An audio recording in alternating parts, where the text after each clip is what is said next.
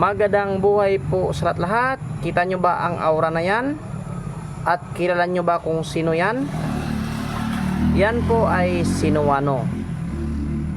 Yan, kita nyo ba ang kanyang heart ay lumiliyab po? Sa aura po lang ay tumatayo na ang balahibo ko.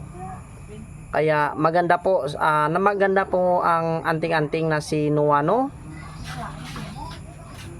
Kasi nga ay pagsuot mo yan ay kasama mo na si Papa Jesus. Yan po ang kanyang pangalan, sa lihim na pangalan sa pagka-animasula. Kaya yan ginawa, mukha at likod talaga. Yan, mukha at likod talaga. Ito po ay gawa po sa bao na walang mata. Kaya sa interesado na mapagawa nito, pwede nyo ako i-chat or tawagan. Maraming salamat po sa lahat na nanonood.